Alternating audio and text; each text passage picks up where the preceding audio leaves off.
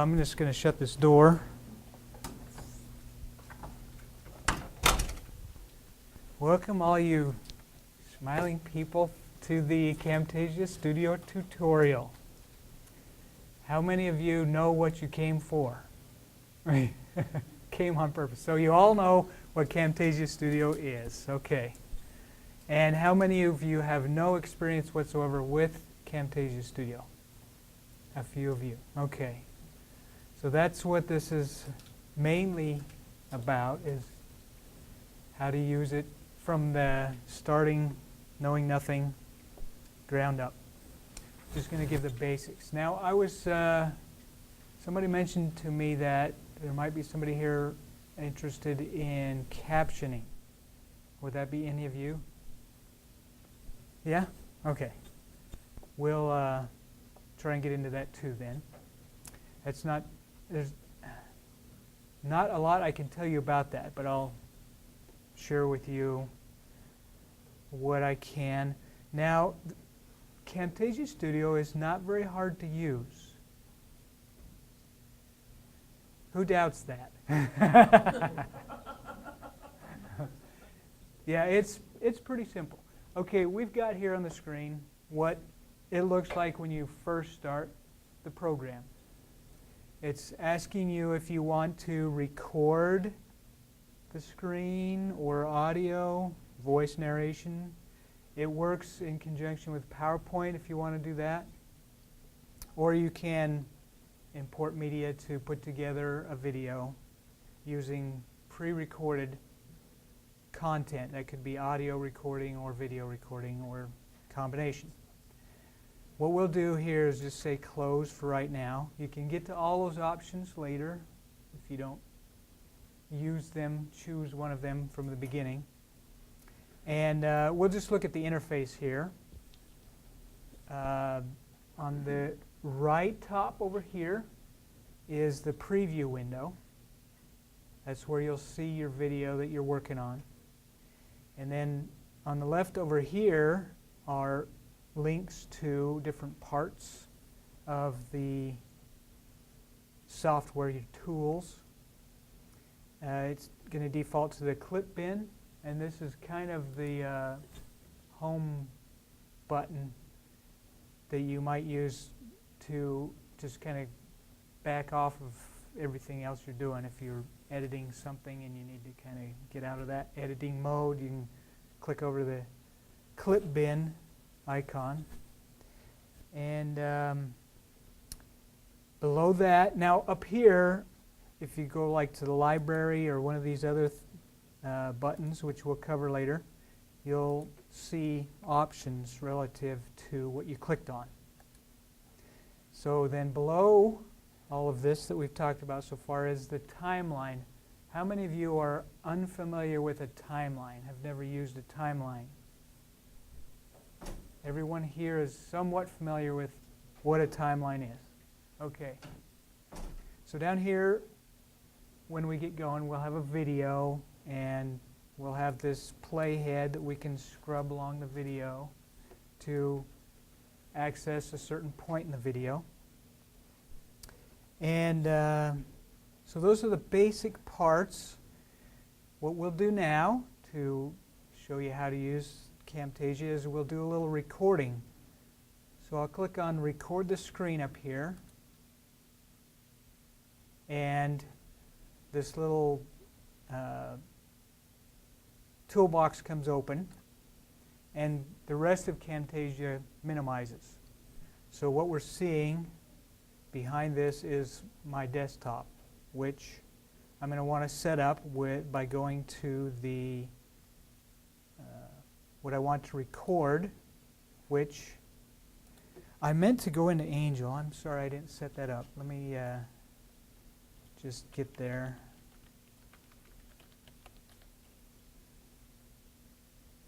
So you want to bring up whatever you're going to record before you start recording, because you don't want to record getting to what you're going to be using.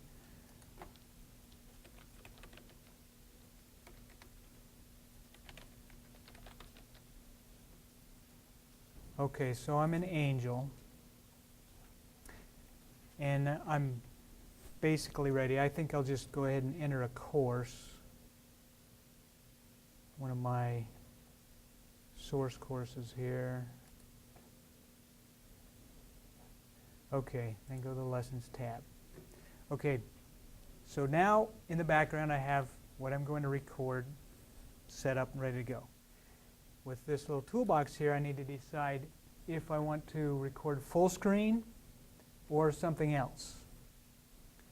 And if it's something else, there's some defaults. If you click on the little triangle there, you can see that you can choose different screen dimensions, some presets, or you can make your own. What we're going to do today is full screen. And before you start recording, you need to be sure everything is set up by, if you're going to use a webcam, choosing that. We're not going to do that today. You can do that if you want to do a little picture-in-picture sort of thing. And I am not that excited, but we're going to record audio, because you'll probably want to. I don't want to hear me, but you'll probably be recording something for someone with your voice explaining what you're doing.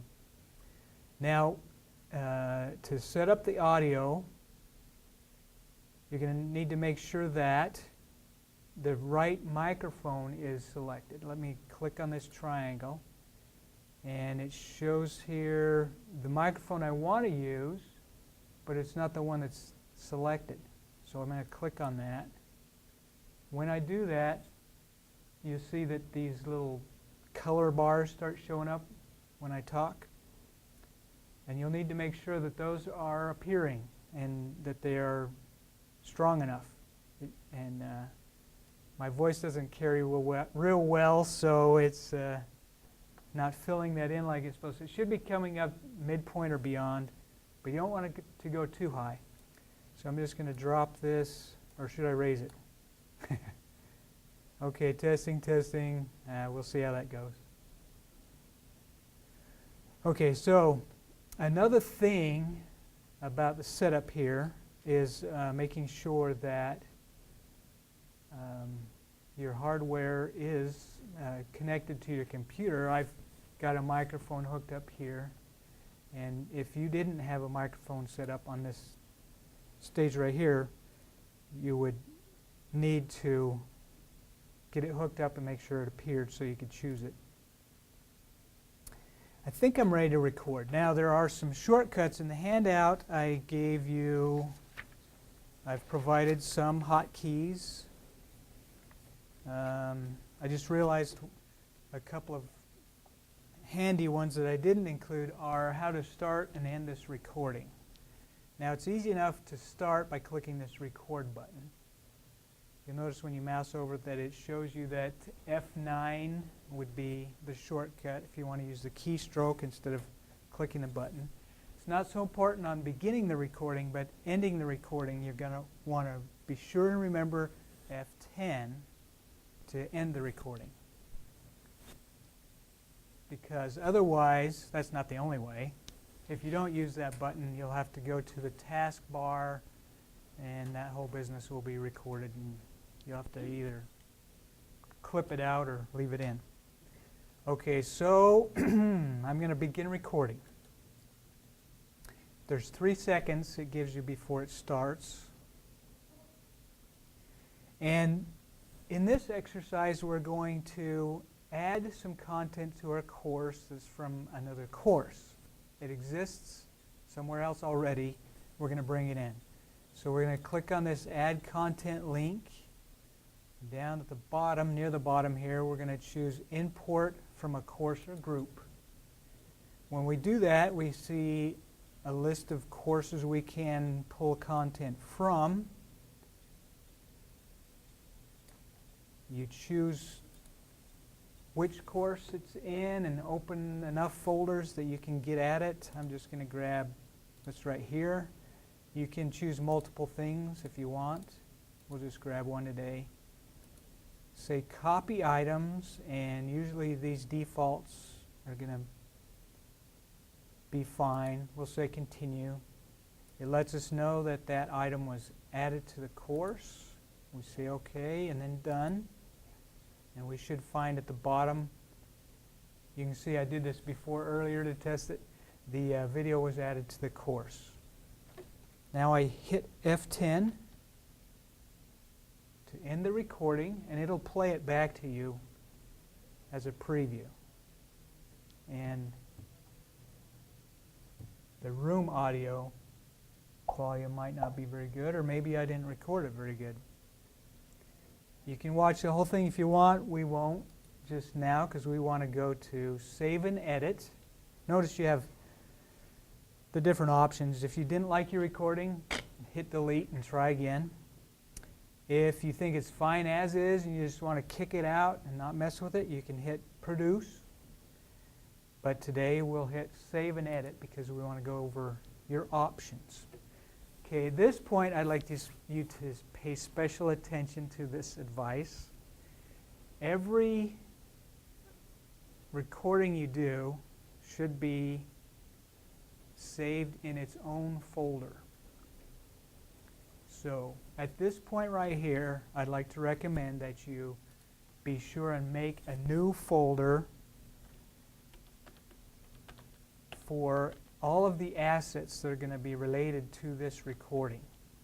Because there's going to be, right now we're going to, if you'll notice here, it's going to be the file type is going to be camrec. That'll be one of the files in the project. And then there will be other files, and you want them all to stay together. It's very important in the publish or produce step that comes up later. It's very important that all those be together. So dedicating a folder to your project is very important.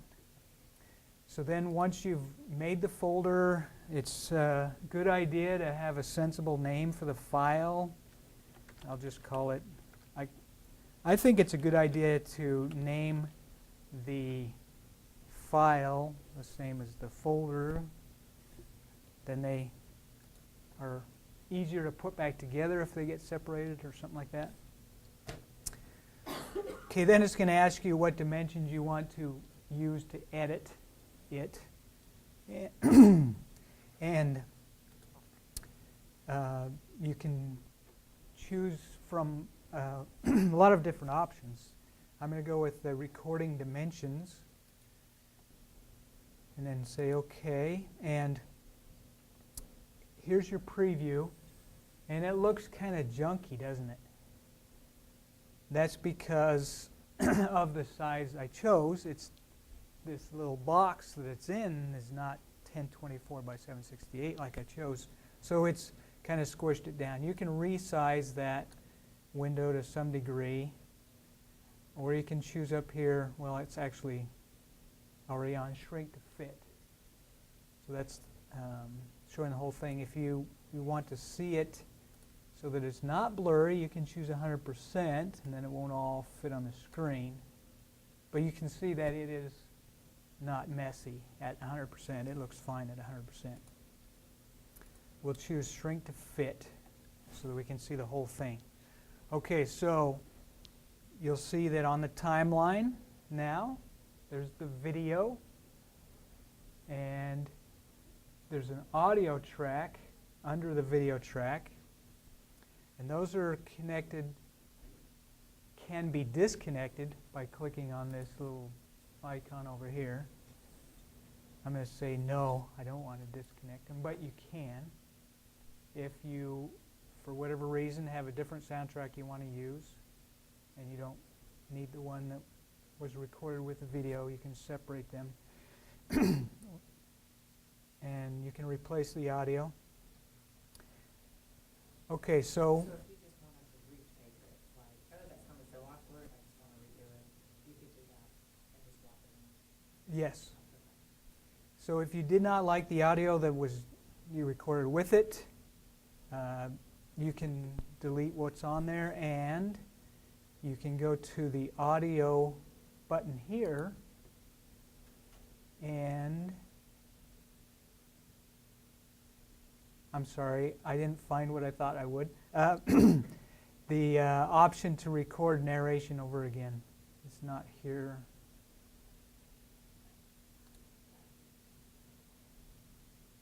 So I forget where that is, I'm sorry.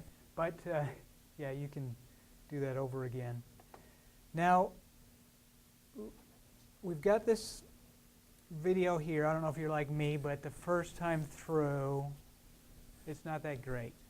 And probably for me, any time through, I'm not totally satisfied. So somewhere along the way, maybe I stumbled on my words or I took too long to do something.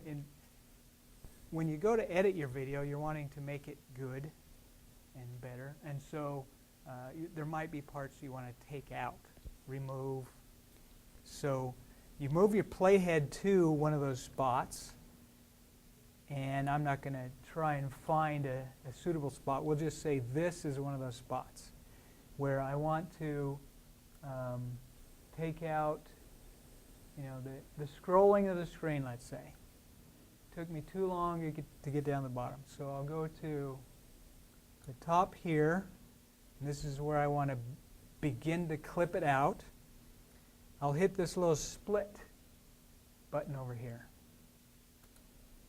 And what that does, it breaks that one video into two. And then I'll move the playhead to where I want to. Okay, when the cursor gets down here to what I clicked on, let's say, I'll hit split again. Now I'll have 3 videos, and the middle one right here is the stuff I don't want. So I'll just hit delete, and that removes it. Okay, now, when I do that, it also takes out not only the video but the audio as well. You have to keep that in mind. So this would be a case where perhaps you don't want to lose any of the audio, and you'd want to separate the video from the audio so you could keep all the audio and fine-tune the video. Okay, so now whenever there is a split like this, there's the option to give a transition. This I don't think is a very good place to put a transition, but it's an opportunity to show you how to put a transition. So I've got the playhead here between 2 clips. I'm going to click on transitions, and when I do, I get these little arrows that are in between clips. We only have 2 clips. It's kind of dummied out more than 2, but we only have 2. And there are a number of transition options you can choose from. Whichever one you like, you just drag it onto that arrow between clips, and it inserts a transition. So now I'd like to go back to my timeline. How do I do that? Clip bin. I'm glad you remembered. Okay, yeah. If I go to clip bin, that'll show me my timeline again. So this transition is inserted, and it's put a space in the audio. And that's going to happen. I got to back off what I was starting to say. We can have the audio span those spaces if we need to. If we keep the audio as one piece, then we can do that. But let's just see what we did with the transition. I'm going to move the playhead before it, and I can either click play here or I can hit the space bar, and it will play. And the audio is not very loud, but you see what that transition does. Hit the space bar again, and it'll pause the playback previewing. Okay, so that's transitions. Any questions on those? Okay, let's say we wanted to point out a certain part of the screen that we're working on. So after we did our transition, we came to here, and this is probably where I should have trimmed a bunch out. I was trying to scroll those. Okay, we want to point out where they're going to click. So we want to use a callout. So we'll click on callouts here. And if we just hit add callout, it'll stick one on there. But it's not exactly where we want it, so notice it has handles. We'll move that into position. Now I want it to point over here, but it's pointing over there. So what do you think we do? See, it is easy. She who was afraid it was going to be hard can tell exactly what to do.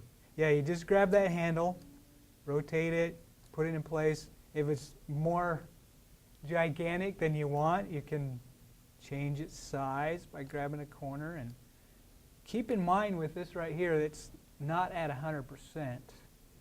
So while the arrow might be looking tiny, if we view this at 100%, we can see how big the arrow looks in the end. And I might just make it even smaller than it was. Okay, so there's one option for a callout. But there are more. So if you go over here and click on this little triangle, you can see your different kinds of callouts you can use. You have different shapes, and these right here are animated. Let's just stick one of these on. We can drag it, or I thought.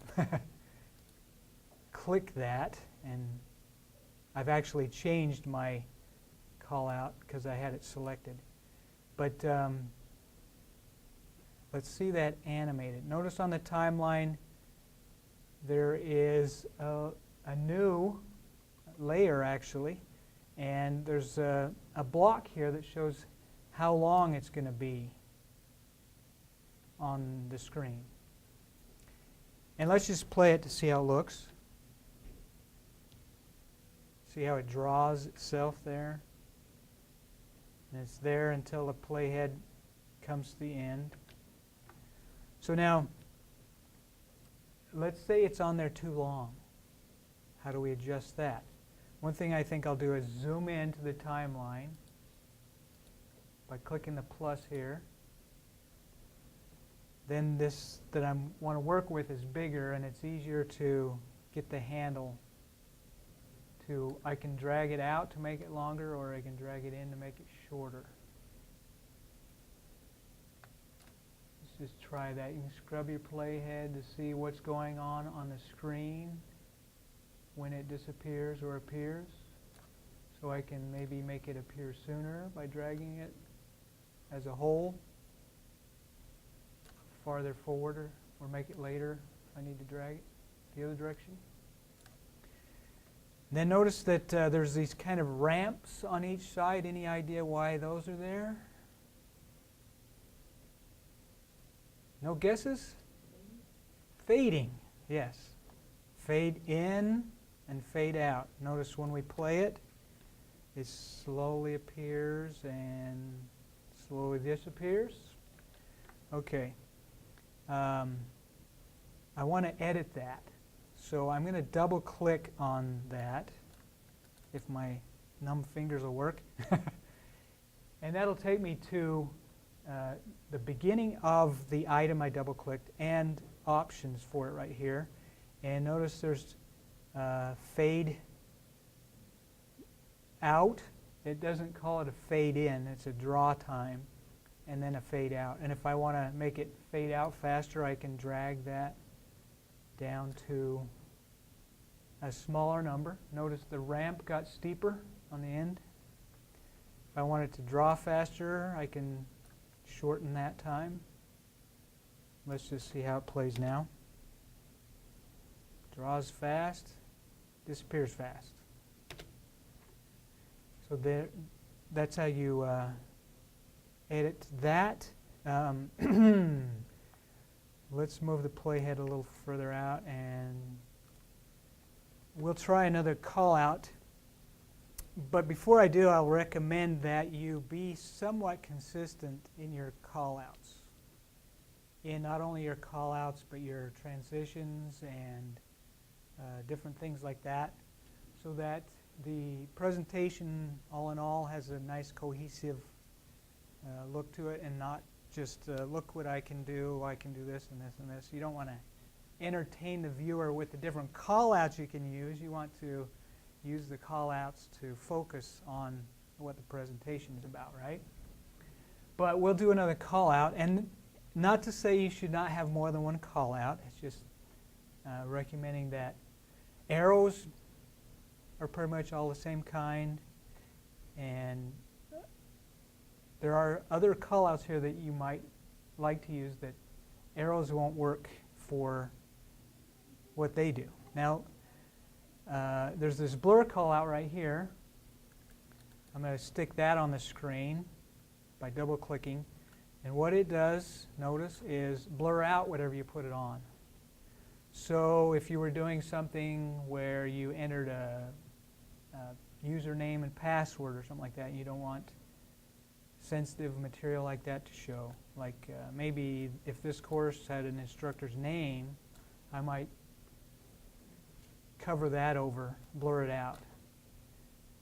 So that's a different callout you can put in there. And it, notice, it has a length, and it has fade in and fade out. And I wanted to show some of the other callouts.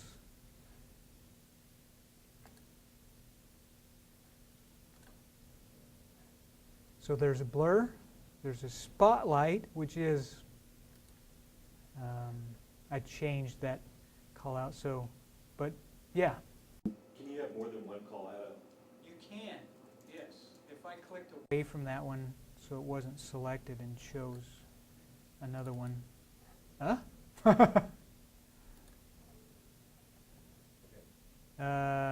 Actually, I'm not sure about that. Well, no, you got call out one, call out two. Oh, okay.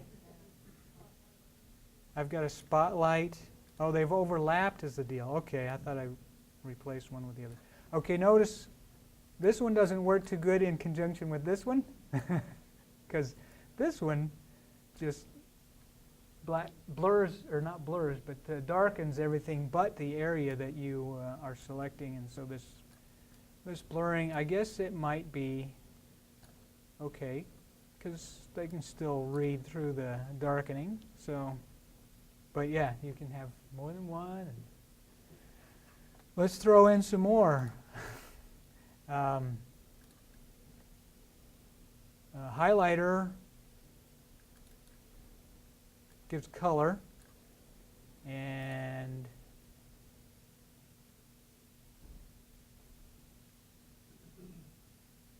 I wanted to show that you can do text with a text callout.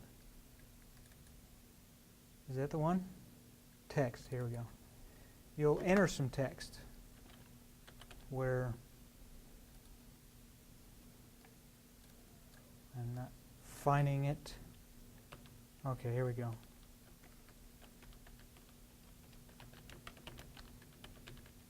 You can put some text on the screen. They call that a callout too. So now with the text that you put on, you can do all of the normal text editing, change the color, the font size, make it bold and stuff like that. And that reminds me, I was going to point out on the arrow, where'd that go?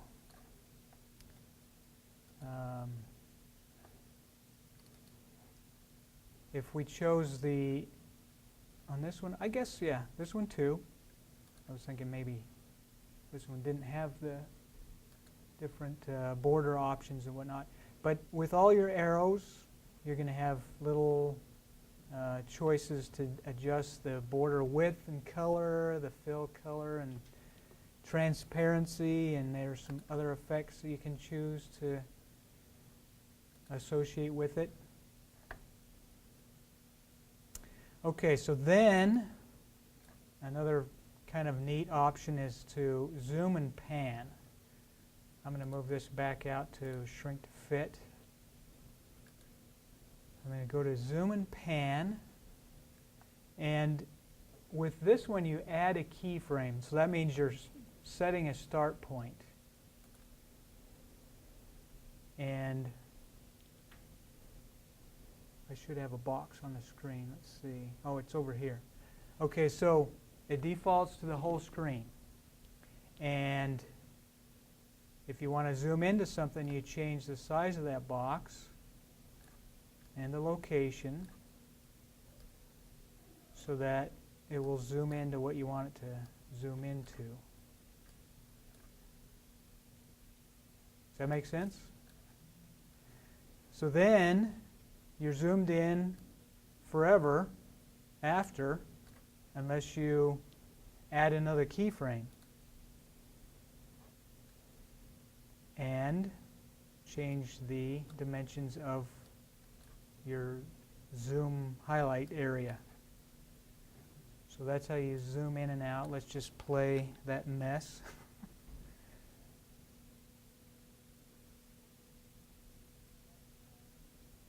So that's zooming in and out.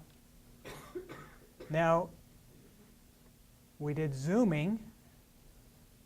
I think that was zoomed in too long, so I'll just move that last keyframe.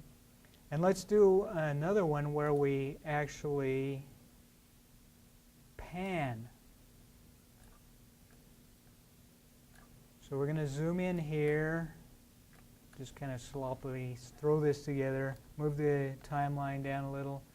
And if instead of resizing the box, I added a keyframe, if instead of resizing you relocate it, that's the panning that you get.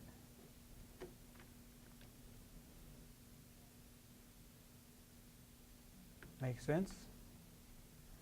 I'll just add another keyframe and make it zoom back out to everything. Any questions at this point? Can you move the pointer while you're zooming?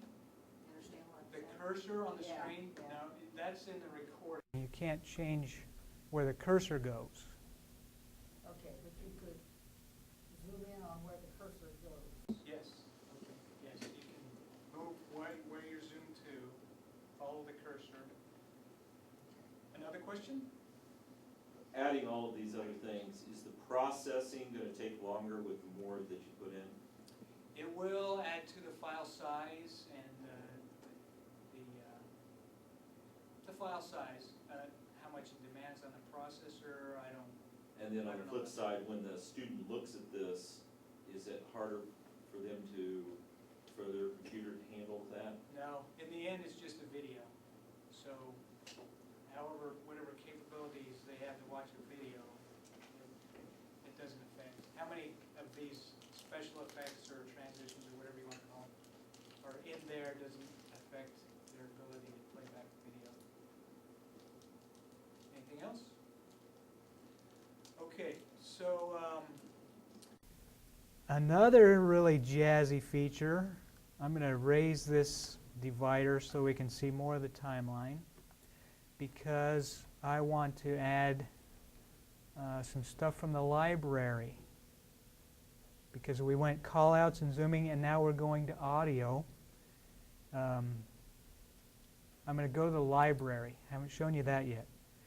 Within the library, there are these default things, which are visual and audio. I'm just going to hit the plus on each of them so we can kind of look through them. So I missed audio. Okay. The first audio has audio clips, and I'll just double click one to play it. I guess we're not.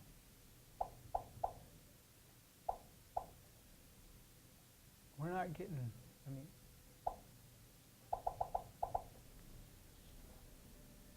the volume display here says it's full volume, but you hear some, right? Okay, so that's how that one sounds, and double click them and you can hear how they sound. And if you, when you choose the one you like, we'll stop its playback. Then you can right-click here and say Add to Timeline, or you can just drag it right down to the timeline. Now watch when we play back the video, it has a little background music going on. And if you don't like your own voice, you can raise it louder than your voice are. Okay, now maybe it's a little bit too loud. So if you go to the audio button here, you can edit that audio track. You can drop the volume by clicking this button here. It drops how loud it is.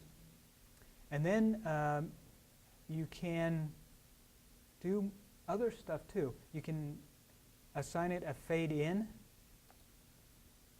There's that ramp look. What it does when you click that fade in is it adds a point on this audio track. Notice the green part.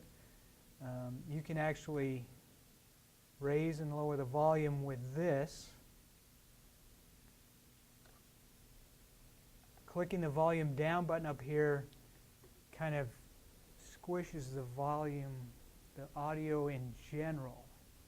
And then this line right here kind of gives you how much of that volume you get. So now we've got a fade in, and at the end we can hit a fade out. We can't see the end right now, so we'll zoom back enough to see the end. And notice that the end of the audio is much further out than the end of the video. So what should we do about that? Drag it in. That's a good idea, a sensible idea, but cut it. That's really what we need to do. So we'll put the playhead at the end of the video, and we'll hit cut, split, and that splits the audio, and we can just pitch this by hitting delete. And I guess that deleted our fade out, so got to click on it to activate it, and then hit fade out, and that gives us the fade out at the end. Can you make the fade out and fade in longer by moving that little dot? Yes, you can. Yes, these points that it's added are adjustable. So you can have it take a long time to build, or just a short while. Maybe you want it to fade out slower. You can also add different points for editing the audio by moving the playhead to some point here and say add audio point. Now if you move that point, it's going to dip or peak from there out, and usually you're going to want to not have it work that way really. You're going to want to kind of build it or dip it for a short period.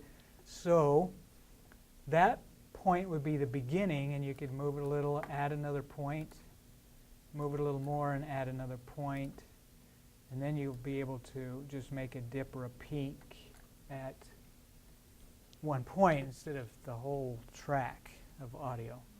Does that make sense? All right, I jumped ahead on transitions. Now, how are we doing for time? I think we're okay. Because of this screen, on your computer you might be able to see more than I'm able to show you here. And so you might see some of the things that are hidden under this More button here. When you click that, you can see that you can do cursor effects, which can be fun.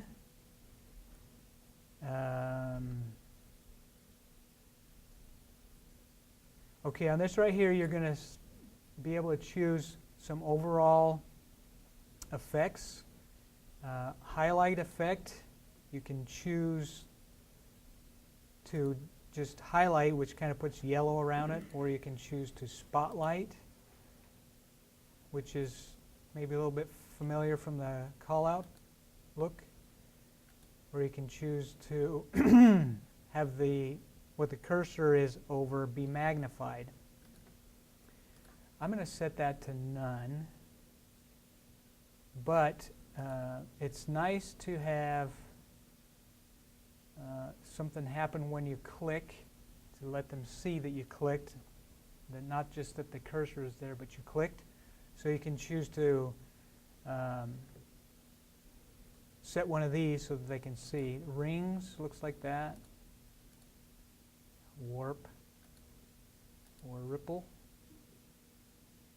I kind of like ripple.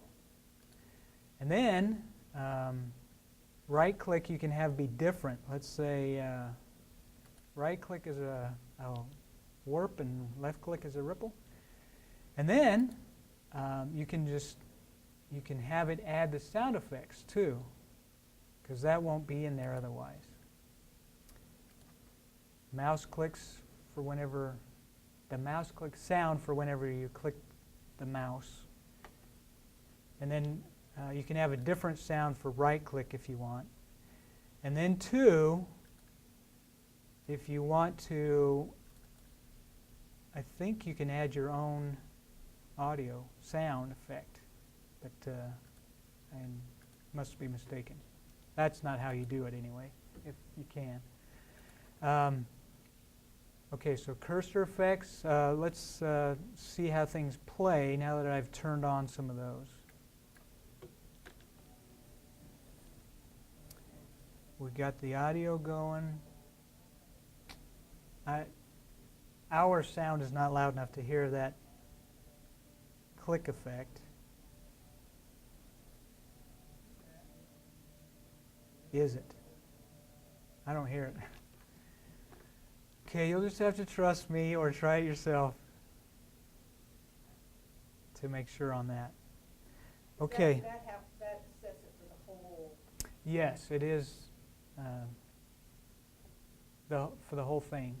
I thought that it would be nice if I could turn it on and off at different points during the video, because when I click on something, great, but it plays it when you hit scroll bars. When you click the scroll bar to drag it down, it sounds like you clicked it and let go. It goes, has the press down and let go sound, when you're dragging a scroll bar, you're just clicking and you're not letting go until you've dragged it down. So I would have liked to turn it off for that and was not able to. Okay, so cursor effects, title clips. One thing I might mention about title clips, if you plan to use one, I suggest you put it in early on. We can do it now, but we'll just hit add title clip. The thing about when you add it after you've done this other stuff, it moves the timeline, and that affects things. It may not make much of a difference to you, but so like we've trimmed the audio, the background sound, and if we wanted it to start before the title clip was done, then we'd have to readjust that and a lot of other things. So let me edit my title clip by putting in here some text. I'll just say title. Now, it's black on black, I think, as far as the little prompts that are shown here, because I think that it should say subtitle. I may be mistaken. Okay, so with your title text, you can, of course, change the color and the size and whatnot. Let's just see how this one plays.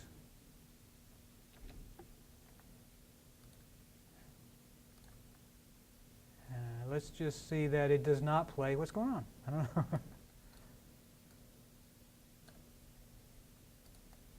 Oh. So there's my unfascinating, boring title. Since it's so boring, I'm going to redo it. And I'm going to choose one of these. Notice that each of these folders has a title option. So I'm going to double click this. That plays it. I'm going to right click it and tell it to add it to the timeline. I was hoping it would replace the other one, but it didn't, so I'll just click it and delete it. Okay, with this title, if I double click it, there's what I was expecting to see on the other one. You put in your text that you want, and you can have a subtitle. You don't have to. You can remove it if you don't want one. You'll notice that they have some not so unattractive default title screens that you can use. And if I play that, it doesn't have any animation. I think some of the others have some animation to them.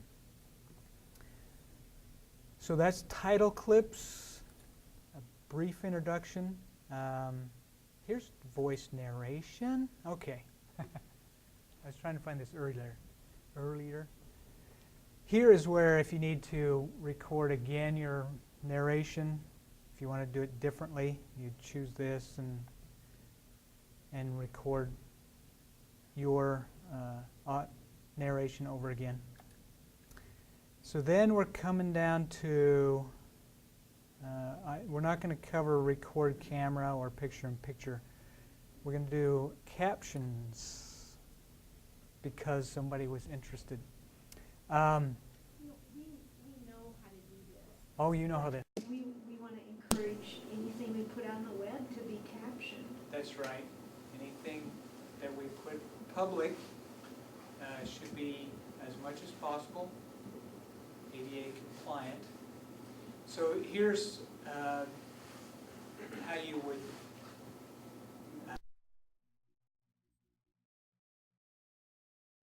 and if you click speech to text, Camtasia will try to convert what you said into text that will appear on the screen. Now when you click this, it's going to have some things for you to do.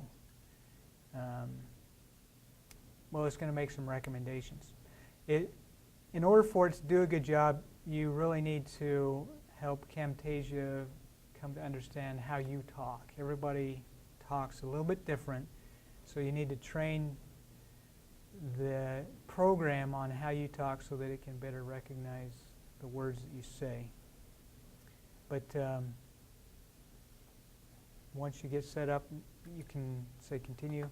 And audio 1 has my narration, so I'll choose that and say continue, and it will make an attempt at turning what I said into text. I have to admit this is my first time to do this, so I'm not sure exactly what's going to happen. Oh, yeah. And then we import the text and then we match it with the timeline. It's much Yeah. easier to do that than to go back and fix what it doesn't pick up on Right. your voice. Yeah. Yeah. Oh my. So it thinks I said don't lend in this exercise. We're going to have some content to core from the chorus exists somewhere else. I don't think I said that. So now if I had helped Camtasia to understand how I talk, then it probably would have done better. It was mentioned it's easier if you have the script already typed up to just paste it in here. So like you can click this add caption button here. Oh, I already messed it up. Okay, so I don't like what I got. I right click on this and I choose delete all captions, and then I can paste it in from an external source if I have that available. We always use the,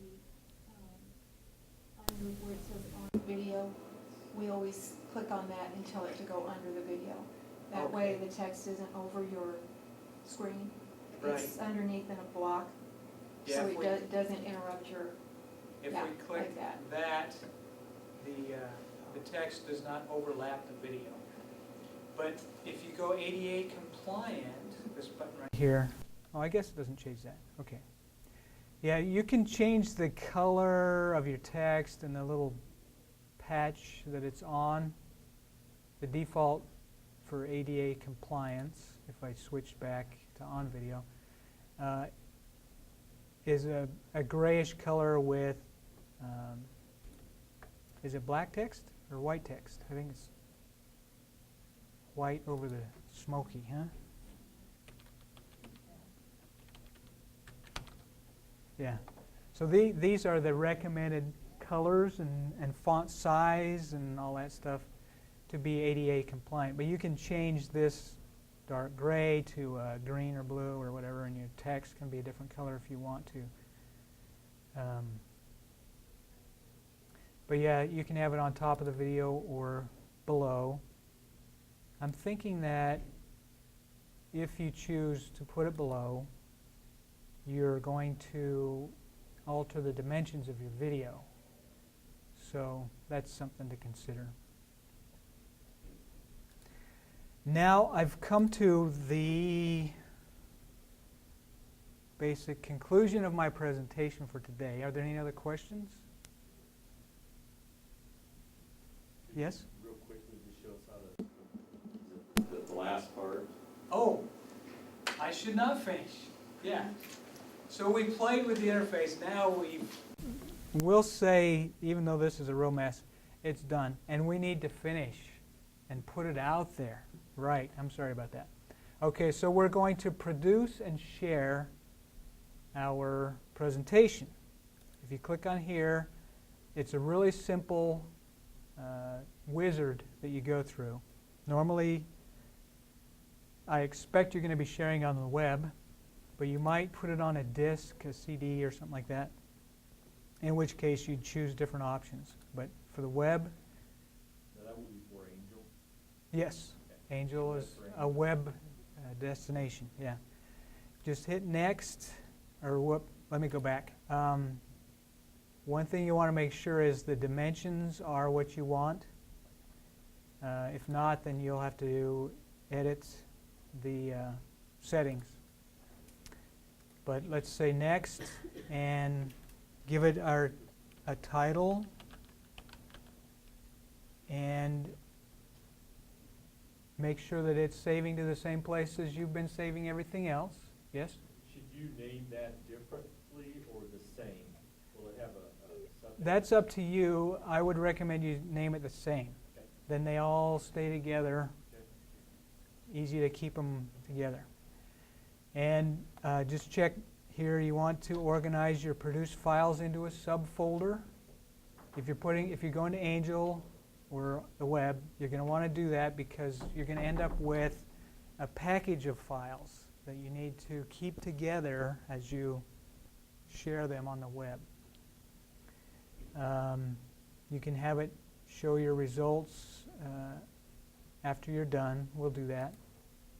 Say finish, and it'll take a few seconds, hopefully not minutes, to render those out, because it's actually making a whole bunch of different files. So this is where the more you do the manipulations, the rendering is going to take longer. At this point, the rendering will take longer the more you've added to it.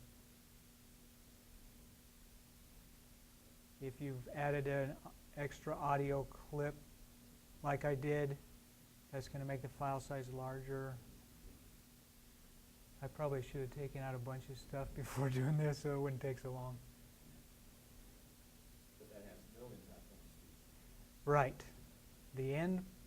In the end, on the web, what the student gets is not affected. Now, I better kind of back off on that a little bit. If you're using Angel on campus, we put the video on our streaming server. So in that case, it's not a problem. If you're publishing it to the web elsewhere and didn't have a streaming server, the overall file size being large could affect the student because they might have to download it before they can watch it. In that case, it would be affected. But as long as you keep Everything here on campus, it's not gonna affect them off campus. Right. It won't be any different for them than any other video.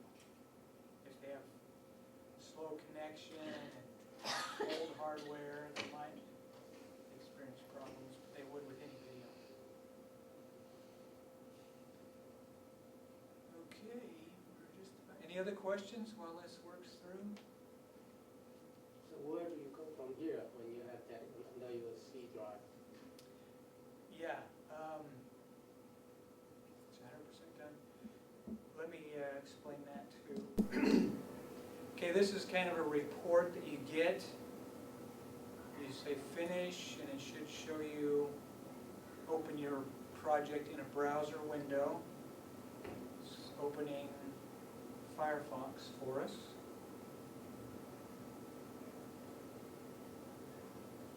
Do I have to click it?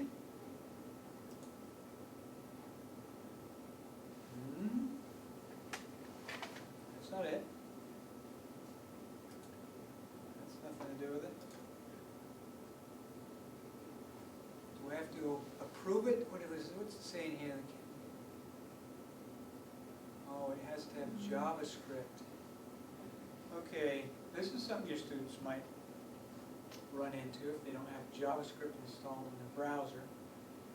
I'm not going to go through installing JavaScript. Just trust that it would play the video for you so you can double check yourself and see what you have. Okay, so you've done it up. Now I get to find out where those files are. Should be on the C drive in